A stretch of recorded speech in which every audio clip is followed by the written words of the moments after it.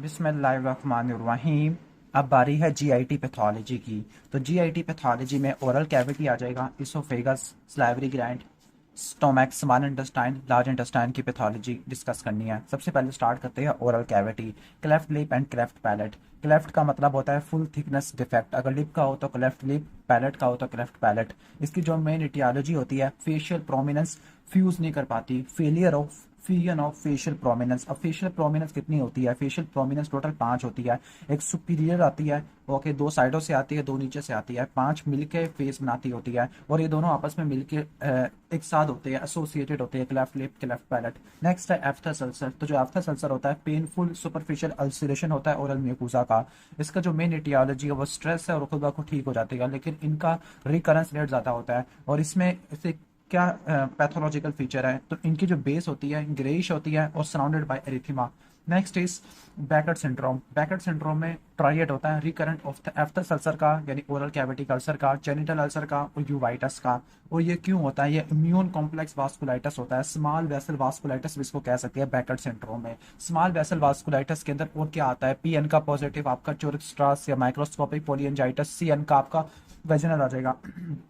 और जो Baker syndrome है, वायरल इन्फेक्शन के बाद आपको देखने को मिल सकता है। कौन सा viral infection? Herpes simplex virus का। ओके। इसके बाद ओरल हर्पीज है। ओरल हर्पीज कहती है कि जो हर्पीज सिम्प्लेक्स वायरस होती है अबव द वेस्ट इन्फेक्शन कराती है, below the waist herpes simplex type 2 होता है। तो जो ओरल म्यूकोसा की वेसिकल्स होता है उसको बोलते हैं हर्पीज। तो हर्पीज में वेसिकल्स होती है जो फट जाती है और फटने के बाद पेनफुल रेड अल्सर होता है, वो शैलो अल्सर होता है। पेनफुल इसलिए बता रहा हूँ क्योंकि जो पेनलेस अल्सर होता है वो सिफिलिस के अंदर आता होता है। तो हर्पीज सिम्प्लेक्स टाइप 1 की वजह से होता है। प्राइमरी इन्फेक्शन इसका बच्चों के अंदर होता है, ओके, यानी इसका जो प्राइमरी इन्फेक्शन है वो बच्चों में होता है और जो लीगन हील हो जाती है, लेकिन जो वायरस होता है वो डोरमेंट रह जाता है। ठीक हो गया? किसके अंदर? ट्राइजेमिनल नर्व के गैंग्लिया के अंदर, हर्पीज सिम्प्लेक्स वाला। और अब ये वायरस तो डोरमेंट हो गया, तो वायरस डोरमेंट हो गया, वायरस की रिएक्टिवेशन है, यानी प्राइमरी इन्फेक्शन बच्चों में हो गया, लीगन हील होगी, वायरस डोरमेंट हो गया। सेकेंडरी इन्फेक्शन के अंदर क्या होगा? स्ट्रेस और सनलाइट, इसकी वजह से वायरस की रिएक्टिवेशन होती है, दोबारा से वेसिकल्स होगी और लिप्स के ऊपर होगी, तो वहां पे क्या बनाएगा? कोल्ड सोर बनाएगा। नेक्स्ट है squamous cell carcinoma. Carcinoma that mean malignant neoplasm of squamous cell lining the oral mucosa.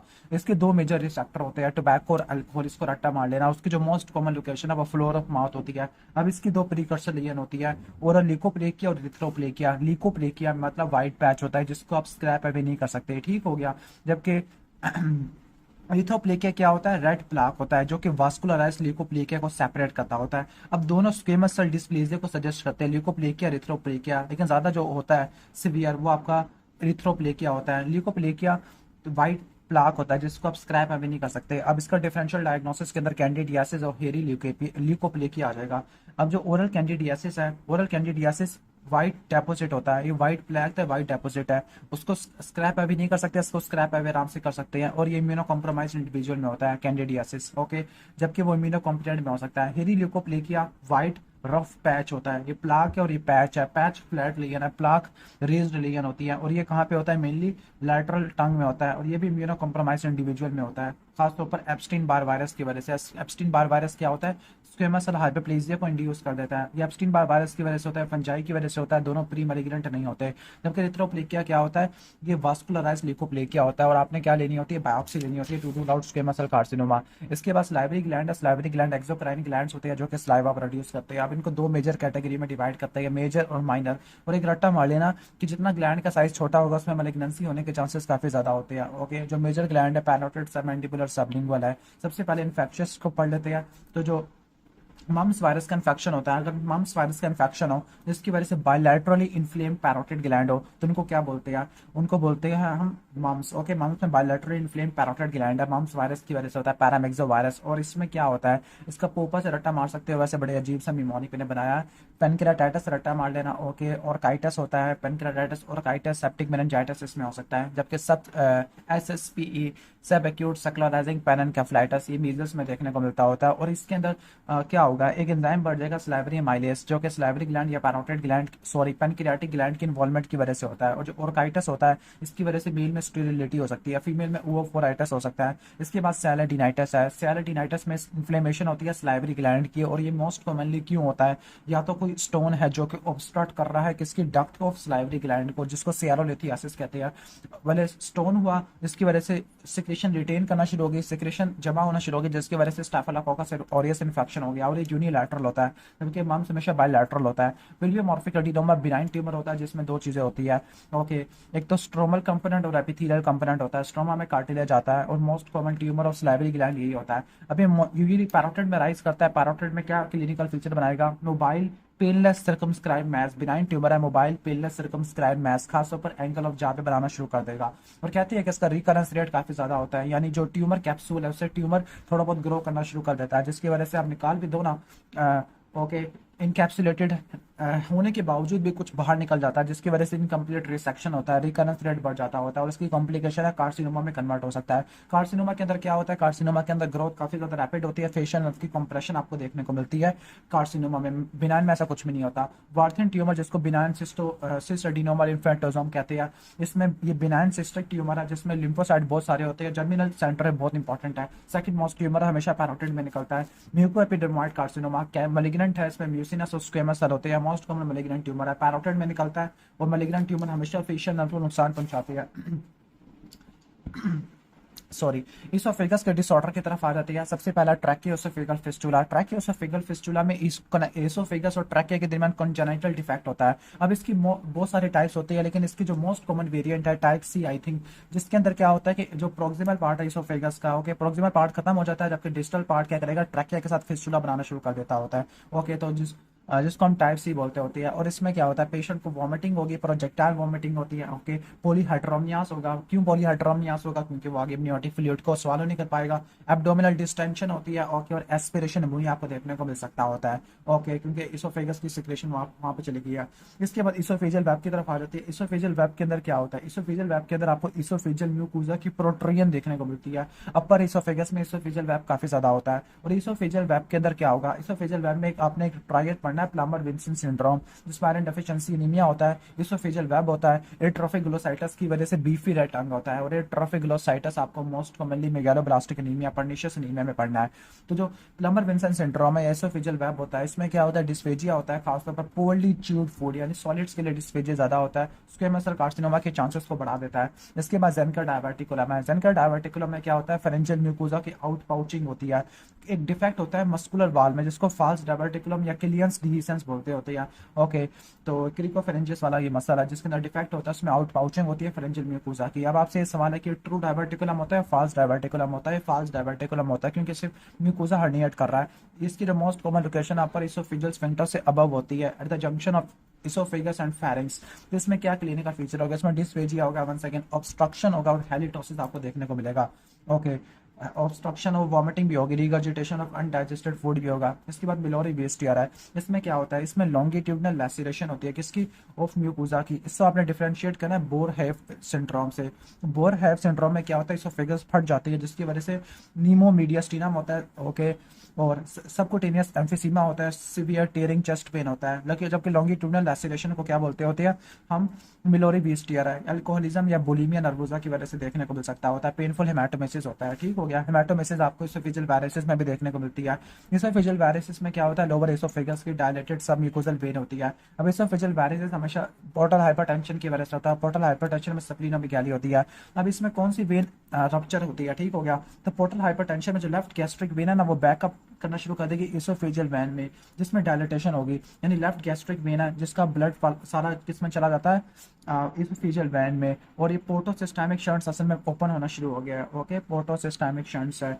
अब होता है कि जो डिस्टल इसोफेजियल वेन है वो पोर्टल वेन में ड्रेन करती है, वाया लेफ्ट गैस्ट्रिक वेन है, okay. Left gastric when portal vein में आती है, और सिस्टेमिक वाली आप समझ लो इसोफेजियल वेन है। अभी एसिम्प्टोमेटिक होता है लेकिन इसका रप्चर होने का चांसेस, इसमें भी पेल इसमें क्या होता है, इसमें आपने देखना है कि पेनलेस हेमाटोमेसिस होता है। मिलोरी वेस्ट टीयर में पेनफुल हेमाटोमेसिस है क्योंकि टीयर आ रहा है, और ये सिरोसिस के अंदर most common cause of death होता है। इसके बाद इक्लेजिया कार्डिया के अंदर आ जाती है। इक्लेजिया कार्डिया के अंदर इसोफेजियल मोटिलिटी डिसऑर्डर्ड हो जाती है। डिसऑर्डर्ड का मतलब है कि लोअर इसोफेगस के अंदर ए पेरिस्टालसिस होती है, लोअर इसोफेगस स्फिंक्टर रिलैक्स नहीं कर पाता होता। क्यों? क्योंकि माइंड प्लेक्सस के गैंग्लियन को नुकसान पहुंच गया है।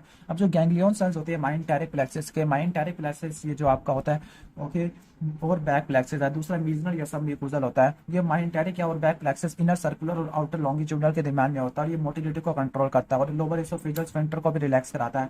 अगर इसका डैमेज हो जाए तो इसकी वजह से लोअर वन थर्ड के अंदर ए पेरिस्टालसिस हो जाएगा, लोअर इसोफेजियल स्फिंक्टर रिलैक्स नहीं हो पाएगा। अभी एडियोपैथिक भी हो सकता है लेकिन मोस्ट कॉमन काज है शगास डिजीज, ट्राइपेनोसोमा क्रूजी की वजह से हो सकता है। दूसरा सेट्सी फ्लाई आपने पढ़ा होगा, ट्राइपेनोसोमा वाला। उसके बाद अब क्लिनिकल फीचर के अंदर आ जाते हैं। इसमें डिस्फेजिया होगा। आप यहाँ पे नोट करना कि यहाँ पे जो डिस्फेजिया होगा सॉलिड्स और लिक्विड्स दोनों के लिए होगा, लेकिन डिस्फेजिया लिक्विड्स के लिए ज्यादा होगा एज कम्पेयर टू सॉलिड्स। अगर सॉलिड्स के लिए डिस्फेजिया ज्यादा होता है, 50 साल से ऊपर है और प्रोग्रेसिव होता है, तो आपने कैंसर की तरफ जाना होता है। इसमें भी प्यूट्रेट ब्रेथ होगी। प्यूट्रेट ब्रेथ जेनकर डायवर्टिकुलम में भी होती है। डिस्फेजियल मैनोमीटर के अंदर हाई LAS प्रेशर होगा। ये इन्वेस्टिगेशन का चॉइस है। बर्ड वीक साइन आपको बेरियम स्टाइलों में देखने को मिलेगा, और ये स्क्वेमस सेल कार्सिनोमा करवा देता है। इसोफेगस का स्क्वेमस सेल कार्सिनोमा पीछे हमने पढ़ा था प्लमर विंसन सिंड्रोम वाले में, यानी इसोफेजियल वेब के अंदर पढ़ा था, इसकी वजह से भी हो सकता है। ओके, इसके बाद जर्ड की तरफ आ जाते हैं या रिफ्लक्स इसोफेजाइटिस के अंदर। अब इसमें लोअर इसोफेगल स्फिंक्टर की टोन रिड्यूस हो जाती है जबकि इक्लेजिया में बढ़ जाती है। अब इसके रिस्क फैक्टर क्या है? अल्कोहल, टोबैको, कैंसर वाले है, ओबेसिटी है, उसको आपने नोट कर लेना है। फैट रिच डाइट है, या हाइडल हर्निया। हाइडल हर्निया दो टाइप का होता है, स्लाइडिंग और आपका रोलिंग टाइप ऑफ हर्निया आ जाएगा। क्लिनिकल फीचर के अंदर क्या होगा? हार्ट बर्न होगा जिसको आपने डिफरेंशिएट करना है कार्डिक चेस्ट पेन से। इसके अलावा डिफ्यूज इसोफेजियल स्पाज्म जिसको हम इसोफेजियल एंजाइना भी कहते हैं, उसको भी आपने सेपरेट करना होता है। इसमें एस्थमा होगा, अडल्ट ऑनसेट और कफ होगी। क्यों? क्योंकि एसिड है वो ऊपर रिफ्लेक्स करना शुरू कर देगा। ओके, ठीक हो गया। वो अगर ट्रैकिया को नुकसान पहुंचाना शुरू कर देगा, एस्थमा वगैरह डेवलप हो सकता है, कफ वगैरह डेवलप हो सकती है, इनेमल्स को डैमेज हो सकता है क्योंकि एसिड रिफ्लक्स हो रहा है। और क्या हो सकता है? ओके, अब इसकी कॉम्प्लिकेशन क्या है? जर्ड की कॉम्प्लिकेशन है कि अल्सर हो गए, ओके, इसोफेगस के अंदर, और स्ट्रक्चर बन जाएगी। और इसके अलावा बैरेट इसोफेगस हो सकता है, यानी स्ट्रक्चर या बैरेट इसोफेगस है। अब बैरेट इसोफेगस क्या होता है? बैरेट इसोफेगस में जो लोअर इसोफेजियल म्यूकोसा होता है उसकी एपिथेलियम स्ट्रेटिफाइड स्क्वेमस से नॉन सिलिएटेड कलमनर एपिथेलियम में कन्वर्ट हो जाती है। स्पेसिफिकली इंटेस्टिनल एपिथेलियम आना शुरू हो जाती है। जर्ड के अंदर होता है। क्यों होता है? मेटाप्लेजिया की वजह से होता है, और ये आगे डिस्प्लेजिया और कैंसर करवा सकता है। कौन सा कैंसर? एडिनोकार्सिनोमा। जो एडिनोकार्सिनोमा होता है जर्ड की वजह से, बैरेट इसोफेगस की वजह से होता है। जबकि दूसरा जो कैंसर है स्क्वेमस सेल कार्सिनोमा, जबकि मोस्ट कॉमन वही होता है। एडिनोकार्सिनोमा में ग्लैंड के प्रोलिफरेशन होता है और ये लोअर वन थर्ड के अंदर होता है, वेस्ट में काफी ज्यादा कॉमन है। तो ये बैरेट इसोफेगस से या लॉन्ग स्टैंडिंग जर्ड से निकलता है, लोअर वन थर्ड को इन्वॉल्व करता है। स्क्वेमस सेल कार्सिनोमा में मलिग्नेंट प्रोलिफरेशन होती है स्क्वेमस सेल की। मोस्ट कॉमन कैंसर यही होता है। ये अपर या मिडिल वन थर्ड में निकल सकता है। अल्कोहल या टोबैको की वजह से हो सकता है, वन सेकेंड मोस्ट कॉमन। इसके अलावा एकिलीजिया की वजह से हो सकता है, इसोफेजियल प्लमर विंसन सिंड्रोम या इसोफेजियल इंजरी लाई इंजेक्शन की वजह से हो सकता है। ओके, अब इसोफेजियल कार्सिनोमा जो लेट प्रेजेंट करता है 50 साल से ऊपर, इसमें प्रोग्रेसिव डिस्फेजिया होगा, सॉलिड्स टू लिक्विड्स, पहले सॉलिड्स के लिए होगा फिर लिक्विड्स के अंदर होगा, जबकि उसके अंदर ऐसा कुछ भी नहीं होगा। मतलब उसमें लिक्विड्स के लिए ज्यादा होगा as compare to solids. Weight loss इसमें कैंसर की निशानी है, वैसे उसमें भी होती है। पेन और हेमाटोमेसिस आपको देखने को मिल सकता है। इसके अलावा स्क्वेमस सेल कार्सिनोमा में आपको हॉर्सनेस ऑफ वॉइस बहुत इंपॉर्टेंट है क्योंकि रिकरेंट लैरिंजियल आपको कंप्रेस कर देगा, जो कि ट्रैकेओसोफेगल ग्रुप में ट्रैवल करती है। इसके अलावा अगर ट्रैके को इन्वॉल्व करेगा तो कफ भी हो सकती है। अब इसकी जो लिम्फेटिक सेपरेट होता है, अगर अपर वन थर्ड में या जो कि आपका स्क्वेमस सेल हो सकता है तो वो cervical lymph node, middle one third में आपका मीडियस्टिनल या tracheobronchial lymph node, lower one third में सिलियक और गैस्ट्रिक लिम्फ नोड को इन्वॉल्व करता है। इसके बाद गैस्ट्रोशाइसिस और एम्फैलोसील है। गैस्ट्रोशाइसिस और एम्फैलोसील में क्या डिफरेंस होता है? ओके, और एक और चीज है हर्निया। हर्निया में जो कंटेंट हो गया वो आगे स्किन से और पेरिटोनियम इनसे सबसे कवर हो गए। एम्फैलोसील में से पेरिटोनियम से कवर हो गए, गैस्ट्रोशाइसिस में किसी से भी कवर नहीं हो गए। और आपको रट्टा मार लेना कि जो गैस्ट्रोशाइसिस है इसमें आपको मजीद कोई स्ट्रक्चरल या क्रोमोसोमल एब्नॉर्मैलिटी नहीं देखने को मिलती, इसमें एम्फैलोसील में आपको देखने को मिलती होती है। ठीक हो गया। तो गैस्ट्रोशाइसिस क्या होता है? कॉन्जेनिटल एब्नॉर्मैलिटी होती है एंटीरियर एब्डोमिनल वाल की, okay, leading to the exposure of abdominal content है। जबकि यहाँ पर जो होता है एम्फैलोसील, इसके अंदर जो बॉवेल होता है वो अम्बिलिकल कॉर्ड में हर्निएट कर जाता है। इसकी वजह क्या होती है? क्योंकि जो हर्निएटेड इंटेस्टाइन है वो वापस बॉडी कैविटी में नहीं आती, फिजियोलॉजिकल अम्बिलिकल हर्निया एम्फैलोसील बन जाता होता है और इसके कंटेंट कवर होती है पेरिटोनियम से। इसके बाद पाइलोरिक पायलोरिक स्टेनोसिस है। पायलोरिक स्टेनोसिस के अंदर क्या होता है, हाइपरट्रॉफिक पायलोरिक स्टेनोसिस, जो कि अडल्ट में गैस्ट्रिक आउटलेट ऑब्स्ट्रक्शन कराती है। तो पायलोरिक स्टेनोसिस के अंदर क्या होता है, कंजेनिटल हाइपरट्रॉफी होती है पायलोरिक स्मूथ मसल की।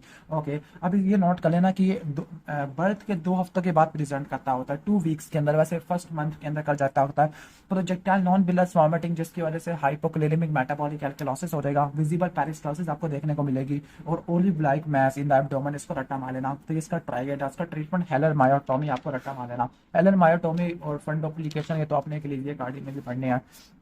इसके बाद एक्यूट गैस्ट्राइटिस।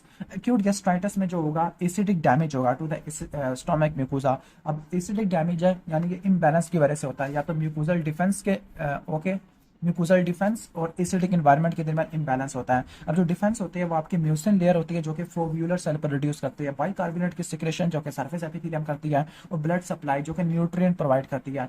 ओके, अब एसिडिक एनवायरनमेंट आपका, अब उसके रिस्क फैक्टर लिख रहा है, या तो एक कर्लिंग अल्सर, कुशिंग अल्सर है, स्ट्रेस अल्सर है, ये आपने पढ़ने हैं। जो आपके जो कर्लिंग अल्सर होते हैं, जो कि बर्न्स की वजह से होते हैं, बर्न्स में क्या होगा, हाइपोवोलीमिया होता है, जिसकी वजह से ब्लड सप्लाई कम हो जाती है। दूसरा कुशिंग अल्सर है। कुशिंग अल्सर में क्या होता है, इंट्राक्रेनियल प्रेशर बढ़ जाता होता है। इंट्राक्रेनियल प्रेशर के बढ़ने की वजह से क्या होता है, वेगस नर्व की स्टिमुलेशन होती है, जो कि एसिड के प्रोडक्शन को बढ़ा देती है। इसके अलावा जो शॉक होते हैं, स्ट्रेस वाले पेशेंट में स्ट्रेस अल्सर होते हैं आईसीयू वाले में, यानी आईसीयू वाले में स्ट्रेस अल्सर, इंट्राक्रेनियल प्रेशर वाले में जिसमें आपने कुशिंग ट्राइएट पढ़ना है, कुशिंग अल्सर होते हैं, जबकि बर्न्स वाले में कर्लिंग अल्सर होते हैं। इसके अलावा एनसेड, अल्कोहल कंजप्शन, कीमोथेरेपी की वजह से भी हो सकते हैं। अब जो एसिड है वो सुपरफिशियल इन्फ्लेमेशन करा सकता है सुपरफिशियल एपिथेलियम की, या एपिथेलियम की इरोजन हो सकती है। इरोजन का क्या मतलब है, सुपरफिशियल एपिथेलियम का लॉस होना। और अल्सर का मतलब क्या है, अल्सर में पूरी म्यूकोसा लेयर डैमेज हो जाती है, लॉस ऑफ म्यूकोसा। म्यूकोसा में आपका एपिथेलियम, लैमिना प्रोपरी और मस्कुलरिस म्यूकोसी आ जाता है, पूरा म्यूकोसा डिस्ट्रॉय होना, अल्सर, सुपरफिशियल एपिथेलियम उड़ना, इरोजन है। क्रॉनिक गैस्ट्राइटिस है, जिसमें क्रॉनिक इन्फ्लेमेशन होती है। सुपरफिशियल इन्फ्लेमेशन को आई थिंक गैस्ट्रोपैथी भी कहते हैं। क्रॉनिक गैस्ट्राइटिस, क्रॉनिक इन्फ्लेमेशन है, 2 मेन एटियोलॉजी होती है। ओके, क्रॉनिक ऑटोइम्यून गैस्ट्राइटिस और क्रॉनिक आपका एच पायलोरी आ जाएगा। जो क्रॉनिक ऑटोइम्यून गैस्ट्राइटिस है, इसमें क्या होता है, इसमें इसको एट्रोफिक गैस्ट्राइटिस भी कहते हैं, जिसमें विटामिन B12 की डेफिशिएंसी हो जाती है, पर्निशियस एनीमिया हो जाता है। अब इसमें ऑटोइम्यून डिस्ट्रक्शन होती है गैस्ट्रिक पैरेटल सेल की। गैस्ट्रिक पैरेटल सेल स्टोमक की बॉडी में और फंडस में, दोनों में होते हैं। अब इसमें जो एंटीबॉडीज होती है पैरेटल सेल्स के खिलाफ होती है, ओके, और इंट्रिंसिक फैक्टर के खिलाफ होती है, क्योंकि ये दोनों पैरेटल सेल से प्रोड्यूस होते हैं वैसे, तो इन दोनों के खिलाफ होती है, तो डायग्नोसिस के लिए इस्तेमाल होती है। और यहाँ पर जो ऑटो इम्यूनिटी या वो टाइप 4 हाइपर सेंसिटिविटी यानी टी सेल्स की वजह से होती है। अब इसमें क्या होगा, इसमें एट्रोफिक गैस्ट्राइटिस होगा, इंटेस्टिनल मेटाप्लेजिया होगा, जो बैरेट इसोफेगस में भी होता है, एक्लोरीडिया होगा, हाइड्रोजन की प्रोडक्शन कम है तो गैस्ट्रोन का लेवल ज्यादा हो जाएगा, और एंट्रल जी सेल हाइपरप्लेजिया आपको देखने को मिलेगा। ओके, जी सेल्स जो कि एंट्रो में होती है। मेगालोब्लास्टिक नीमिया होगा due to lack of intrinsic factor, और ये भी गैस्ट्रिक एडिनोकार्सिनोमा के रिस्क को बढ़ा देगा। कौन से एडिनोकार्सिनोमा, इंटेस्टिनल टाइप को, जो कि पेरी अम्ब्लाइकल रीजन में मेटास्टेसाइज करता होता है, जिसको सिस्टर मैरी जोसेफ नोड्यूल कहते हैं। क्योंकि डिफ्यूज वाला कहाँ पे जाता होता है, डिफ्यूज वाला आपका जाता होता है बाइलैटरल ओवरी, जिसको क्रूकनबर्ग ट्यूमर कहते हैं, वो मैं एक्सप्लेन करूंगा इसके बाद। ओके, इंटेस्टिनल टाइप पे जाते होते हैं। इसके अलावा आगे चलते हैं, क्रॉनिक एच पायलोरी गैस्ट्राइटिस है। Chronic H pylori gastritis, okay, तो क्रॉनिक एच पायलोरी गैस्ट्राइटिस वाला, ये एच पायलोरी की वजह से होता है, क्रॉनिक या दोनों हो सकती है, मोस्ट कॉमन की होती है। अब एच पायलोरी यूरियस और प्रोटीएस प्रोड्यूस करता है, जो कि म्यूकोजल डिफेंस को कमजोर कर देती है, खासतौर पर एंट्रम को। पेशेंट कैसे प्रेजेंट करेगा, एपिगैस्ट्रिक एब्डोमिनल पेन में। अब जो एच पायलोरी होता है, पेप्टिक अल्सर डिजीज के साथ, क्रॉनिक गैस्ट्राइटिस के साथ क्या करा सकता है, अल्सरेशन है, पेप्टिक अल्सर डिजीज है, एडिनोकार्सिनोमा, इंटेस्टिनल टाइप है, माल्टी लिम्फोमा करा सकता है। ट्रीटमेंट में ट्रिपल थेरेपी है, क्लैरिथ्रोमाइसिन, एमॉक्सिलिन, प्रोटॉन पंप इनहिबिटर है। ओके, ठीक हो गया। अब इसके अलावा आपने इसकी रेडिकेशन को चेक करना है। रेडिकेशन को चेक करने के लिए आपने 2 नॉन इन्वेसिव टेस्ट, इसमें यूरिया ब्रेथ टेस्ट और स्टूल एंटीजन आपको देखने होते हैं। ओके, इसके बाद नेक्स्ट है पेप्टिक अल्सर डिजीज है। पेप्टिक अल्सर डिजीज है यानी सॉलिटरी म्यूकोजल अल्सर है। Mucosal ulcer that mean epithelium का म्यूकोजल लॉस आपको देखने को मिलेगा। प्रोक्सिमल डोडिनम या डिस्टल स्टोमक को इन्वॉल्व कर सकता है, खासतौर पर 90% प्रोक्सिमल डोडिनम को इन्वॉल्व करता होता है। ओके, अब डोडिनम के अंदर हमेशा जो पेप्टिक अल्सर डिजीज है वो एसिड के ज़्यादा होने की वजह से होता है, और डिस्टल स्टोमक में डिफेंसेस के इम्पेयर्ड होने की वजह से होता है। पहले डूडिनल अल्सर को पढ़ लेते हैं, जो कि एच पायलोरी की वजह से हमेशा होता है। गैस्ट्रिक अल्सर एनसेड या बाइल रिफ्लक्स की वजह से भी हो सकता है। ओके, ठीक हो गया। अब जो डूडिनल अल्सर है, इसमें जो एपिगैस्ट्रिक पेन होता है मील से इंप्रूव कर जाता है, इसमें एपिगैस्ट्रिक पेन व्हील से मजीद वर्स हो जाता है। ओके, डूडिनल अल्सर में आपको डायग्नोस्टिक एंडोस्कोपिक बायोप्सी लो, तो अच्छा, ये मोस्टली कहाँ पे होता है, लेजर कर्वेचर ऑफ एंट्रम में होता है, जबकि ये फर्स्ट एंटीरियर पार्ट ऑफ ड्यूटीनम के अंदर आपको देखने को मिलता होता है। ओके, तो इसमें आपको हाइपरट्रॉफी देखने को मिलेगी ब्रूनर ग्लैंड की। ओके, ओके ठीक हो गया। तो मोस्टली एंटीरियर ड्यूटीनम में निकलता होता है, और अगर पोस्टीरियर ड्यूटीनम में निकले तो जो ब्लीडिंग क्या होगा, फट जाएगा अल्सर, तो ब्लीडिंग गैस्ट्रोड्यूडिनल आर्टरी से होगी, या इसके अलावा पोस्टीरियर ड्यूडिनम के रप्चर होने की वजह से एक्यूट पेंक्रियाटाइटिस भी हो जाएगा, क्योंकि पेनक्रियास पीछे पड़ा होता है। गैस्ट्रिक अल्सर में आपकी गैस्ट्रिक पेन खाने से वर्स हो जाएगा, लेजर कर्वेचर पे अल्सर लोकेटेड होता है, और ब्लीडिंग होती है लेफ्ट गैस्ट्रिक आर्टरी की वजह से होती है। इसका डिफरेंशियल डायग्नोसिस में कार्सिनोमा आ जाएगा। अब कार्सिनोमा के अंदर कैसे डिफरेंशिएट करना है, जो ड्यूडिनल अल्सर होते हैं हमेशा बिनाइन होते हैं, कभी भी मैलिग्नेंट नहीं होते, जबकि गैस्ट्रिक अल्सर होते हैं वो गैस्ट्रिक कैंसर की वजह से होते हैं। यानी जो गैस्ट्रिक अल्सर मौजूद है, इसका मतलब है अंडर आई कोई गैस्ट्रिक कार्सिनोमा मौजूद है। जो बिनाइन पैप्टिक अल्सर होते हैं, ओके, यानी जो गैस्ट्रिक अल्सर है वो गैस्ट्रिक कार्सिनोमा की वजह से हो सकते हैं। तो बिनाइन पेप्टिक अल्सर और मैलिग्नेंट को डिफरेंशिएट करना होगा। बिनाइन छोटे होते हैं 3 सेंटीमीटर से, लार्ज वाले बड़े होते हैं। बिनाइन वाले शार्पली डिमार्केटेड होते हैं, पंच आउट लेगन है, जबकि यहाँ पे क्या होगा, जबकि मैलिग्नेंट वाले इरेगुलर होते हैं, हीप्ड अप मार्जिन आपको देखने को मिलती है, जबकि वहाँ पे पंच आउट लीगन आपको देखने को मिलती होती है। बायोप्सिस आपने कंफर्मेटरी करनी है पर जीआई एंडोस्कोपी विद बायोप्सी।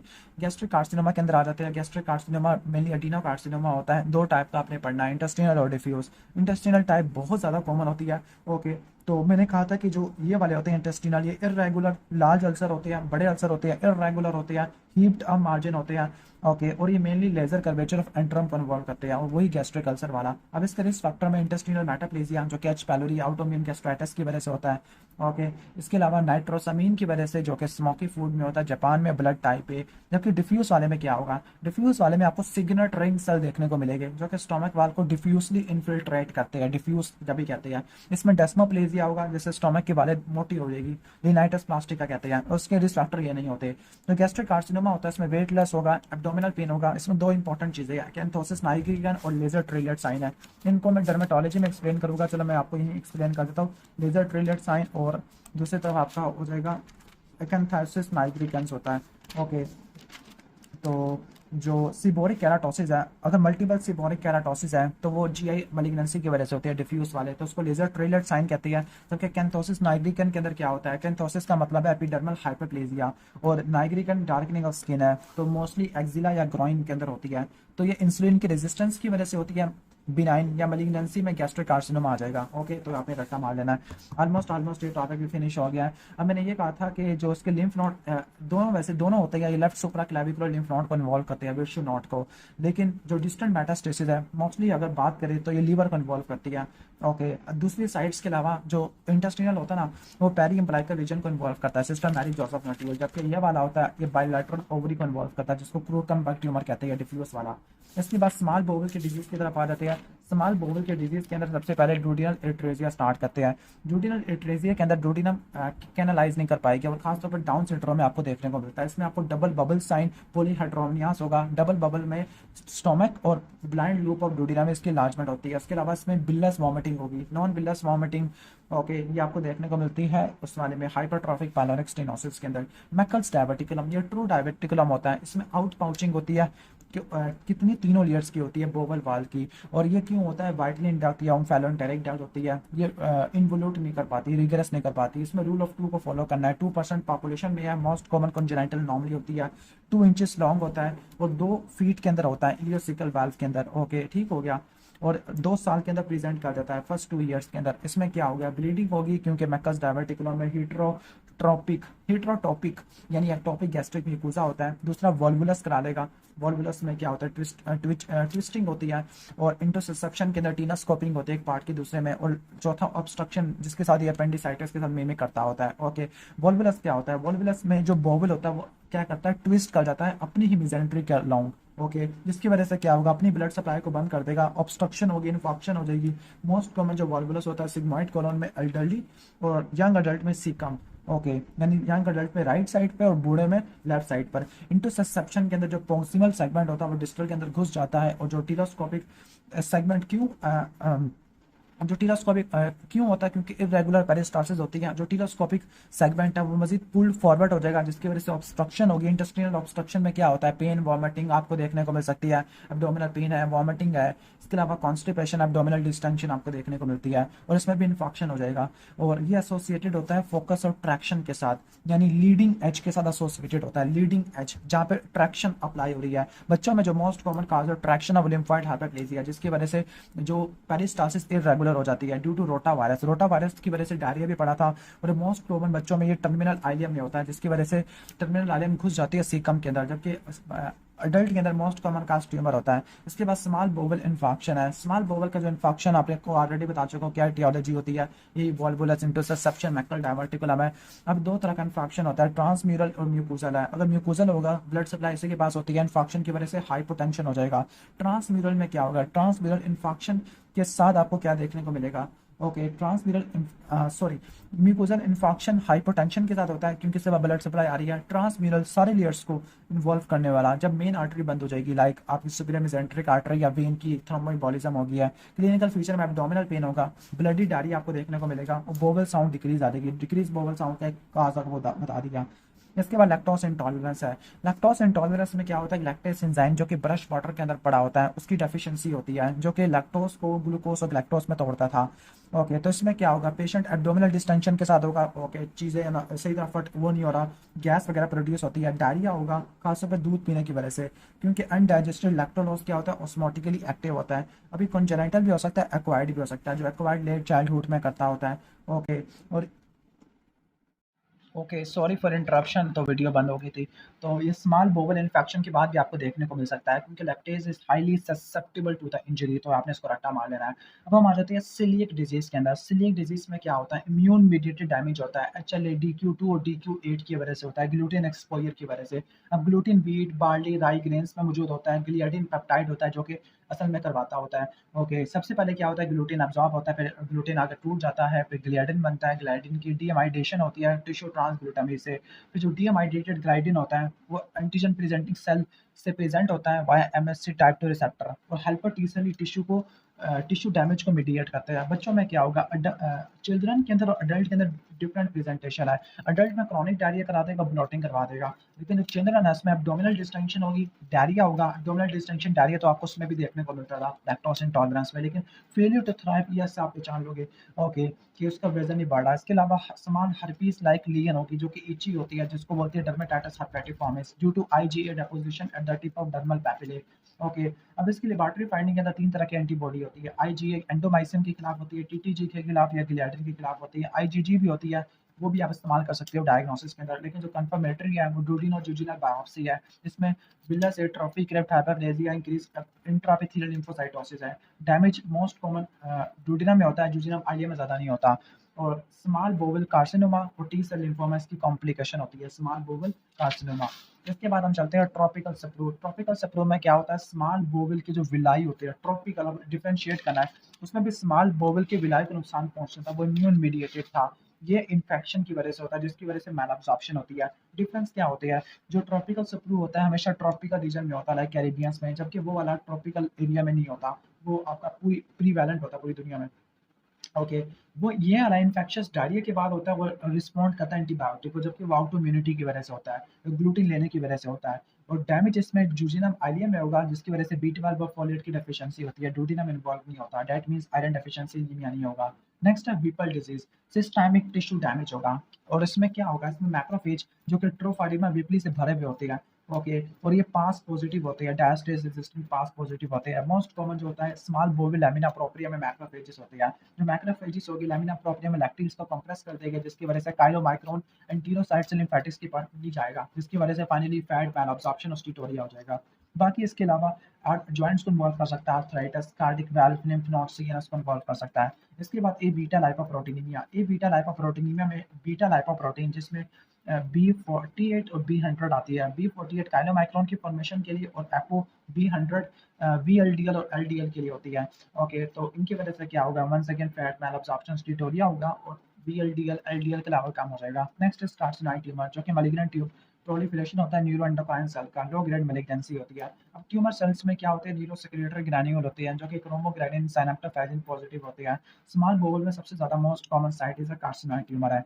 अब ये क्या बनाते हैं, सब म्यूकोजल इनके लोकेशन नोट कर लेना, ऊपर वाला लैमिना प्रोप्रिया था, ये सब म्यूकोजल पॉलीप्लाइक नोटिकल बना देते हैं। ओके, तो ये सेरोटोनिन प्रोड्यूस करते हैं, सेरोटोनिन प्रोड्यूस करेगी वो पोर्टल सर्कुलेशन में जाएगा, लीवर मेटाबोलाइज कर देगा मोनोअमीन ऑक्सीडेज जिससे 5 हाइड्रोक्सीडोल एसिटिक एसिड प्रोड्यूस होगा और यूरिन के अंदर आ जाएगा। और जो कार्सिनोइड ट्यूमर है अगर ये मेटास्टेसाइज कर जाए लीवर के पास तो सेरोटोनिन लीवर के मेटाबॉलिज्म को बाईपास कर देगा। अब सेरोटोनिन हेपेटिक वेन में गया, वहाँ से सिस्टमिक सर्कुलेशन में चला गया हेपाटोसिस्टमिक शंट से, तो इसकी वजह से कार्सिनॉइड सिंड्रोम और कार्सिनॉइड हार्ट डिजीज है। कार्सिनॉइड सिंड्रोम में ब्रोंकोस्पाज्म होता है, डायरिया होता है, स्किन की फ्लशिंग होती है, अल्कोहल या इमोशनल स्ट्रेस से आपको ट्रिगरिंग देखने को मिलती है जो कि सेरोटोनिन की रिलीज करवा देते हैं। कार्सिनॉइड हार्ट डिजीज के तो राइट साइडेड वाल्व अफेक्ट होती है, राइट साइडेड वाल्व की फाइब्रोसिस होगी जिसकी वजह से ट्राइकस्पिड की रिगर्जिटेशन और पल्मोनरी स्टेनोसिस होगा। लेफ्ट साइडेड नहीं होते क्योंकि लंग्स में मोनोअमीन ऑक्सीडेज एंजाइम मौजूद होता है। Next is appendix. तो अपेंडिक्स के अंदर हमने क्या पढ़ना है, अपेंडिक्स के अंदर हमने पहले पढ़ना है एक्यूट अपेंडिसाइटिस। एक्यूट अपेंडिसाइटिस में क्या होता है, अपेंडिक्स की एक्यूट इन्फ्लेमेशन होती है। Most common cause of acute abdomen acute appendicitis है।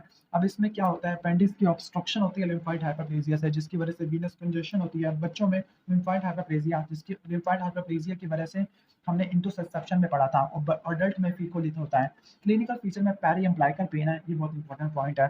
पेरी अम्ब्लाइकल पेन वो भी लोकलाइज कर जाएगा राइट लोअर क्वाड्रेंट में जिसको मैकबर्नी पॉइंट कहते होती है। फीवर होगा, नोजिया होगा, और रप्चर की वजह से पैरोटिनाइटिस है, और पैरोटिनाइटिस में गार्डिंग होती है, रीबाउंड टेंडरनेस होती है, और पेरी अपेंडिकल एब्सेस ये कॉम्प्लिकेशन है, अपेंडिकुलर मैस बनाना शुरू कर देगा। इन्फ्लेमेटरी बाउल डिजीज है, क्रॉनिक डिजीज होते हैं, abnormal immune response to enteric flora की वजह से होते हैं। यंग फीमेल में खासतौर पर 10 to 30 वाले में होती है।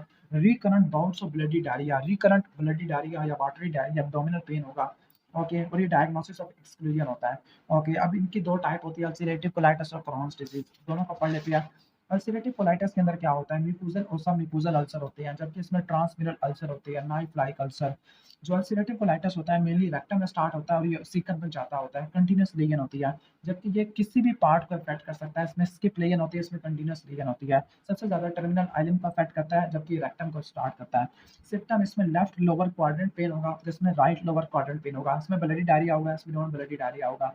इसकी जो इन्फ्लेमेशन है, क्रिप्ट एब्सेस होगी और न्यूट्रोफिल हो गए। ओके, इसमें क्या होगा, इसमें लिम्फाइड एग्रीगेट होगी विद ग्रानुलोमा, इसको रट्टा मार लेना, एक्यूट और क्रॉनिक इन्फ्लेमेशन से भी रट्टा मार सकते हो। इसमें सूडोपॉलिप और लॉस ऑफ हॉस्ट्रा की वजह से लेट पाइप साइन होगा, इसमें सूडोपॉलिप की बजाय कोबलस्टोन म्यूकोसा होगा। क्रीपिंग फैक्ट स्ट्रक्चर्स हो गए जिसकी वजह से स्ट्रक्चर्स की वजह से क्या होता है, स्ट्रिंग साइन आपको देखने को मिलेगा। ओके, इसके बाद नेक्स्ट है कॉम्प्लिकेशन, तो इसमें टॉक्सिक मेगाकोलोनल कार्सिनोमा होता है। ओके, तो और इसमें क्या होता है, इसमें मैल अब्जॉर्प्शन मेन होगी, और इसके अलावा आपको और क्या देखने को मिलता है, न्यूट्रिशनल डेफिशिएंसी, कैल्शियम ऑक्सलेट नेफ्रोलिप्थियासिस में स्टोन्स भी बन जाती है, फिस्टुला की फॉर्मेशन और कार्सिनोमा होता है। एक्स्ट्रा इंटेस्टिनल फाइंडिंग में आर्थराइटिस है, लाइक पेरिफेरल जॉइंट्स में एंकाइलोजिंग स्पॉन्डिलाइटिस हो सकता है, सैक्रोलियाटिस है, माइग्रेटरी पॉलीआर्थराइटिस है, यूवाइटिस है, एरिथेमा नोडोसम है, पायोडर्मा गैंग्रीनोसम है, ये दोनों स्किन की फाइंडिंग है। प्राइमरी सप्लोराइजिंग कोलांजाइटिस है। ओके, पीएन का पॉजिटिव होता है, पीएन का वैसे ये वाला होता है और ये अस का पॉजिटिव होता है। स्मोकिंग इससे प्रोटेक्ट करती है, इसमें नुकसान पहुंचा देती है। इसके बाद हर्शबर्न डिजीज है। ओके, हर्शबर्न डिजीज के अंदर क्या होता है, हर्शबर्न डिजीज के अंदर होता ये है कि जो इसमें मैकाकोलोन होता है, इसमें रिलैक्सेशन नहीं हो पाती और पेरिस्टाल्सिस भी डिफेक्टिव होती है रेक्टम की और डिस्टल सिग्मोइड कोलोन की, और ये भी डाउन सिंड्रोम की वजह से होता है। डाउन सिंड्रोम की वजह से हमने हर्शबर्न के अलावा ड्यूडिनल एट्रेसिया भी पढ़ लिया, ये डाउन सिंड्रोम में होता है। अब ये इसमें होता है क्या है, इसमें ना गैंग्लियन सेल होते हैं, इनका कॉन्जेनिटल फेलियर होता है, यानी जो गैंग्लियन सेल है न्यूरल कलर सेल से बनते होते हैं, वो मायोन्टेरिक और सबम्यूकोजल प्लेक्सस की तरफ माइग्रेट नहीं कर पाते होते। Myenteric plexus inner circular outer longitudinal के दरमियान में होता है, मोटिलिटी को कंट्रोल करता है, जबकि सबम्यूकोजल प्लेक्सस सबम्यूकोजा में होता है, ब्लड फ्लो, सिक्रेशन, एब्जॉर्प्शन को कंट्रोल करता है। इसमें होगा क्या, इसमें ऑब्स्ट्रक्शन होगी जिसकी वजह से म्यूकोरियम पास नहीं होगी, एम्प्टी रेक्टल वॉल्ट होगा, डिजिटल रेक्टल एग्जामिनेशन में मैकाक्लोन हो जाएगा। ओके, जो फट भी सकता होता है। और इसमें जो बेस्ट है वो रेक्टल सक्शन बायोप्सी है जिसमें आपको गैंग्लियन सेल नहीं मिलेंगे, और ट्रीटमेंट में रिसेक्शन आपने करनी है। ओके, ठीक हो गया। उसके बाद हम आगे चलते हैं। नेक्स्ट है colonic diverticula. Diverticula once again इसको भी हम क्या बोलेंगे, फास्ट डायवर्टिकुलम, क्योंकि इसमें म्यूकोजा और सब म्यूकोजा की हर्निएशन है। अगर सिर्फ म्यूकोजा की हर्निएशन हो, अपने जेंट्रल डायवर्टिकुलम में पढ़ा था, मस्कुलर मस्कुलरिस म्यूकोजा। ओके, ठीक हो गया, मस्कुलरिस प्रोप्रिया सॉरी। तो ये वाल स्ट्रेस की वजह से होती है, वाल स्ट्रेस, फॉर एग्जांपल कोई कॉन्स्टिपेशन है, इसमें ज़्यादा जोर लग रहा होता है, स्ट्रेनिंग लगा रहे हैं, फाइबर डाइट नहीं है। ओके, या जो गोश्त ज़्यादा खाते हैं, इनमें ज़्यादा होता है। अभी उन जगह पे होता है जहाँ पे जो वाज़ा रेक्टा होती है, मस्कुलरिस प्रोप्रिया को ट्रैवर्स करती है, ये कमज़ोर वाले पॉइंट होते हैं। सिग्मॉइड कोलन में मोस्ट कॉमन होता है। सिग्मॉइड कोलन में हमने एक और चीज़ भी पढ़ ली, सिग्मॉइड कोलन में आपका वो भी होता है वोल्वुलस, और दूसरा आपका आ जाएगा कोलोनिक डायवर्टिकुला, ये भी ज़्यादा कॉमन होती है। अब इनकी कॉम्प्लिकेशन क्या होती है, इसमें रेक्टल ब्लीडिंग होती है जिसको हेमाटोचीज़िया बोलते हैं, जबकि मेलिना और हेमाटोपोइसिस या अपर जीआई ब्लीडिंग होती है। और अगर इन्फ्लेमेशन हो जाए, ऑब्स्ट्रक्टेड फीकल मटीरियल है जिसकी वजह से इन्फ्लेमेशन हो जाए, डायवर्टिकुलाइटिस है, तो ये भी अपेंडिसाइटिस की तरह प्रेजेंट करता है, खास तौर पर। लेकिन ये लेफ्ट लोअर क्वाड्रेंट पे होता है, ठीक हो गया। और फिस्टुला है, फिस्टुला के अंदर इन्फ्लेम डायवर्टिकुलम है, वो रप्चर फट गया और साथ वाले स्ट्रक्चर से अटैच हो गया, तो कोलो वेजिकुलर फिस्टुला हो सकता है, जिसमें क्या होता है यूरिन के अंदर आपको एयर या स्टूल देखने को मिल सकते हैं, कोलो वेजिकुलर फिस्टुला क्रॉनिक डायवर्टिकुलोसिस के अंदर। एंजियोडिस्प्लेजिया के अंदर क्या होता है, इसमें एक्वायर्ड मैलफॉर्मेशन है कैपिलरी बेड की, जो कि म्यूकोसा सब म्यूकोसा के अंदर होती है। सीकम में मोस्ट कॉमन होता है, सीकम में हमने कोई चीज जगह भी पढ़ ली थी, सीकम में आपको ये डिजीज भी होता है, खासतौर पर आपका इंटुसेप्शन होती है, ठीक हो गया। ओके, जो आप बच्चों में होती है इलियोसिकल रीजन के अंदर, राइट कोलोन में ज़्यादा हो सकती है, ओके, ड्यू टू हाई वाल टेंशन, वहाँ पे कैपिलरीज है, फट गई तो ये भी हेमाटोचीज़िया करवा देगी, lower GI bleeding. Hereditary haemorrhagic telangiectasia, अब ये ऑटोसोमल डोमिनेंट डिसऑर्डर है जिसके अंदर क्या होता है, थिन ब्लड वेसल होती है, कमजोर ब्लड वेसल होती है, खासतौर पर माउथ के अंदर और जीआईटी के अंदर, ये भी ब्लीडिंग करवा देगी, upper GI lower GIT. Ischaemic colitis है, इस्कीमिक कोलाइटिस में इस्कीमिया डैमेज होगा कोलोन का, खासतौर पर स्प्लीनिक फ्लेक्शन में या लेफ्ट ट्रांसवर्स फ्लेक्शन में होता है। ये water shade area superior mesenteric artery का, सुपीरियर मेसेंट्रिक आर्टरी की थ्रोम्बोसिस हमने पढ़ ली थी स्मॉल बowel इंफेक्शन के अंदर, ओके। अब एथेरोस्क्लेरोसिस मोस्ट कॉमन काज है, इसमें क्या होगा, पोस्ट पेरेंडियल खाना खाने के बाद पेन होगा, वेट लॉस होगा, इन्फेक्शन की वजह से बन सके, हमने पढ़ लिया। पेन होता है, ब्लडी डायरिया हो गया, बोवल साउंड कम हो जाती है। इरिटेबल बाउल सिंड्रोम है, ये बहुत इंपॉर्टेंट है। इसमें रिलैप्सिंग एब्डोमिनल पेन है, रिलैप्सिंग एब्डोमिनल पेन, रिस्पॉन्ड किया, पेन ठीक हुआ, फिर पेन दोबारा आ गया, ब्लॉटिंग होती है, फ्लैचुलेंस होती है, और बोवल हैबिट चेंज होना शुरू हो जाती है। और सबसे की वर्ड है कि डेफिकेशन, सॉरी, डायरिया या कॉन्स्टिपेशन डेफिकेशन से इंप्रूव का जाता होता है, मिडिल एज फीमेल में होता है। अभी इमोशनल टेंशन की वजह से होता है, डिस्टर्ब इंटेस्टिनल मोटिलिटी होती है, और फाइबर ज़्यादा लेने की वजह से सिस्टम इंप्रूव हो जाती है। इसके बाद कोलोन के पॉलिप्स हैं। पॉलिप्स क्या होती है, polyps are the raised protrusion of colonic mucosa, mucosa की डिजीज है। अब आपने ना एनाटॉमिकल साइड से जरूर रट्टा मार लेना कि कौन सी चीज की कौन सी डिजीज किस जगह की है। मोस्ट कॉमन टाइप हाइपरप्लास्टिक एडिनोमेटस होते हैं। हाइपरप्लास्टिक पॉलिप्स होते हैं, इसमें ग्लैंड्स का हाइपरप्लेजिया होता है, इसमें सिरटेड अपीयरेंस होती है ऑन द माइक्रोस्कोपी हाइपरप्लास्टिक के अंदर। मोस्ट कॉमन टाइप की पॉलिप है, खासतौर पर ये लेफ्ट साइड पे सिग्मॉइड कोलोन के अंदर ज्यादा होती है, बिनाइन होती है, मलिग्नेंट पोटेंशियल नहीं होती। एडिनोमेटस में न्यूप्लास्टिक होती है, सेकंड मोस्ट कॉमन है, बिनाइन होते हैं लेकिन ये प्री मलिग्नेंट होते हैं। एडिनो कार्सिनोमा में प्रोग्रेस कर जाएगी वाया एडिनोमा कार्सिनोमा सीक्वेंस। अब ये कौन सा सीक्वेंस होता है, दो तरह की पैथोलॉजी आपने पढ़नी है। एडिनोमा कार्सिनोमा सीक्वेंस पैथोजेनेसिस के अंदर, दूसरा आ जाएगा माइक्रोसैटेलाइट इंस्टेबिलिटी। पहले एडिनोमा कार्सिनोमा सीक्वेंस, अब होता क्या है, जो एडिनोमा कार्सिनोमा सीक्वेंस है, पहले एडिनोमा होगा फिर कार्सिनोमा हो जाएगा। पहले एपीसी जीन की म्यूटेशन है, ओके, जिसकी वजह से पॉलिप बनेगा, फिर ओके, यानी पॉलिप के रिस्क को बढ़ा देती है। फिर के रास की म्यूटेशन जिससे पॉलिप बन गया। P53 और कॉक्स की एक्सप्रेशन, कॉक्स क्यों इंपॉर्टेंट है, क्योंकि इसको इनहिबिट करने वाली एस्पिरिन आ जाएगी, ओके, यानी एस्पिरिन एडिनोमा को कार्सिनोमा में कन्वर्ट नहीं होने देती। स्क्रीनिंग के लिए आपने क्लोनोस्कोपी करनी और फीकल ओकल्ट ब्लड टेस्ट ये आपने जरूर करना होता है, ओके, ठीक हो गया। और मेन आपका गोल ये है कि पोलिप को आपने निकाल देना है, ओके। कोलोनोस्कोपी पे हाइपरप्लास्टिक और एडिनोमेटस ऑलमोस्ट सिमिलर लगते होते हैं, और कहते हैं कि अगर साइज 2 सेंटीमीटर से ज़्यादा का है, जैसे साइल ग्रोथ है या विलस हिस्टोलॉजी है, तो एडिनोमा का कार्सिनोमा में कन्वर्ट होने के चांसेस ज़्यादा होते हैं। इसके बाद नेक्स्ट आ जाती है फेमिलियल एडिनोमेटस पॉलिपोसिस। इसके अंदर क्या होता है, 100 या 1000 एडिनोमेटस पॉलिप आपको मिलते होते हैं कोलोन के अंदर। अब ये भी एपीसी जीन की म्यूटेशन की वजह से होता है, जबकि जो hereditary non polyposis colorectal cancer होता है वो एमएसएच रिसेप्टर की वजह से होता है, वो मैं आगे बताऊंगा माइक्रोसैटेलाइट इंस्टेबिलिटी पाथवे के अंदर, ओके। लिंच सिंड्रोम है, लेकिन ये एपीसी जीन की म्यूटेशन की वजह से होता है, ओके। क्लोनोरेक्टम को इन्वॉल्व करता होता है, दैट इज वाई आपको पहले से निकाल देना है इन दोनों को। अब इसकी दो मैनिफेस्टेशन है, अगर फेमिनिल एडिनोमेटस पॉलीपोसिस के साथ फाइब्रोमेटोसिस और ऑस्टियोमास हो गया, ओके। फाइब्रोमेटोसिस क्या होता है, फाइब्रोब्लास्ट की प्रोलिफरेशन होती है, नॉन न्यूप्लास्टिक होती है, ये यूट्रोपेरिटोनियम में होगी जिसको डेस्मॉइड बोलेंगे, और ये डिस्ट्रॉय कर देती है टिश्यू को। ऑस्टियोमा बिनाइन ट्यूमर होता है, स्कल में होता है, फेशियल बोन को इन्वॉल्व करता है। टर्कोट सिंड्रोम में मेडुलोब्लास्टोमा और ग्लायोब्लास्टोमा इंक्लूड हो जाएंगे। जुवेनाइल पॉलिप, जुवेनाइल पॉलिप में क्या होगा, अब ये कौन सा पॉलिप है, पॉलिप की टाइप आपने जरूर देखनी है, ये हिमाटोमेटस पॉलिप है, तीसरी टाइप है हिमाटोमेटस पॉलिप बिनाइन पॉलिप की। बच्चों में होता है, 5 साल से नीचे वाले में होता है, और एक सिंड्रोम है जिसको बोलते हैं जुवेनाइल पॉलिपोसिस है। जुवेनाइल पॉलिपोसिस में बहुत सारे होते हैं, पॉलिप्स होते हैं स्टोमक के अंदर, कोलोन के अंदर। इसके अलावा आपको स्किन की पिगमेंटेशन देखने को मिलती है, नहीं बल्कि वो प्यूर सैगन में होती है। अच्छा, प्यूर सैगन में क्या होता है, इसमें हिमाटोमेटस पॉलिप होते हैं, साथ म्यूकोक्यूटेनियस हाइपरपिगमेंटेशन होती है। इसको बोलते हैं फ्रैक्टल लाइट स्पॉट्स, लिव्स में और म्यूकोसा में जेनिटल में होते हैं। और ये कोलोरेक्टल ब्रेस्ट कैंसर और गायनोकोलॉजिकल कैंसर के चांसेस को भी बढ़ा देता होता है। ओके, तो इसको बीसीजी से रटा मार सकते हो। कोलोरेक्टल, ब्रेस्ट और गायनोकोलॉजिकल है। लास्ट टॉपिक है कोलोरेक्टल कार्सिनोमा। ये कार्सिनोमा मोस्टली कहाँ से निकलता होता है? कोलोन से निकलता होता है। रेक्टम वाले को इन्वॉल्व करता है। 60 टू 70 ईयर में देखने को मिलता होता है। दो मेन पाथवे होती है, एडिनोमा कार्सिनोमा सीक्वेंस और दूसरा माइक्रोसेटेलाइट इंस्टेबिलिटी। माइक्रोसेटेलाइट ये नॉन कोडिंग डीएनए के रिपीटेड सीक्वेंस होती है और इनकी जो इंटीग्रिटी होती है सेल डिवीजन में मेंटेन रहती है। अब इंस्टेबिलिटी का मतलब है कि डीएनए मैकेनिज्म यानी डीएनए मिसमैच रिपेयर एंजाइम खराब हो गया है और एक जो डीएनए मिसमैच रिपेयर एंजाइम है यानी मिसमैच रिपेयर को ठीक करने वाला एंजाइम है, उसकी म्यूटेशन की वजह से hereditary non polyposis colorectal cancer है और ये इको के चांसेस को बढ़ा देता है। एंडोमेट्रियल कोलोरेक्टल ओवेरियन कैंसर है जिसको लीच सिंड्रोम भी कहते होते हैं। ओके, अब ये जो कोलोरेक्टल कैंसर है डिनोवो राइज करता होता है। ओके, एडिनोमेटस पॉलिप से नहीं निकलता होता है क्योंकि वो तो एपीसी से निकलती है। स्क्रीनिंग के लिए once again colonoscopy, faecal occult blood test कराना होता है। और जो कार्सिनोमा होता है अगर लेफ्ट साइड से निकलेगा, लेफ्ट साइड में निकलेगा, ये डिफरेंस आपने देख लेना है। जो लेफ्ट साइड वाला होता है ना, लेफ्ट साइड वाला वो नैपकिन रिंग लीजन बनाता होता है। राइट साइडेड वाला रेस्ट लीजन बनाता होता है। जो लेफ्ट साइडेड वाला स्टूल के कैलिबर को कम कर देगा। लेफ्ट लोअर क्वाड्रेंट पेन होगा, ब्लड स्ट्रीक स्टूल आएगा, क्योंकि इसमें क्या होगा, इसमें आपको ब्लीडिंग ज़्यादा देखने को मिलेगी, आयरन डेफिशिएंसी नीमिया होगा। ओके, जबकि इसमें लेफ्ट साइडेड में ऑब्स्ट्रक्टेड सिप्टम आपको देखने को मिलते हैं। और जो क्रोनिक कार्सिनोमा होता है, क्रोनिक कार्सिनोमा की वजह से स्ट्रेप्टोकोकस बोविस की वजह से एंडोकार्डाइटिस हो सकता है। स्टेजिंग के दौरान टीएनएम देखना होता है, टी डेप्थ ऑफ है, इन्वेजन है। ओके, अगर ट्यूमर म्यूकोसा तक लिमिटेड है तो वो नहीं फैलता क्योंकि लिम्फेटिक्स नहीं होती। ओके, और जो डिस्टेंट मेटास्टेसिस लीवर को इन्वॉल्व करता है, इसका जो ट्यूमर मार्कर है वो कार्सिनोमा एम्ब्रियोनिक एंटीजन होता है। स्क्रीनिंग के लिए यूजफुल नहीं होता, ट्रीटमेंट रिस्पॉन्स को देखने के लिए इस्तेमाल होता है।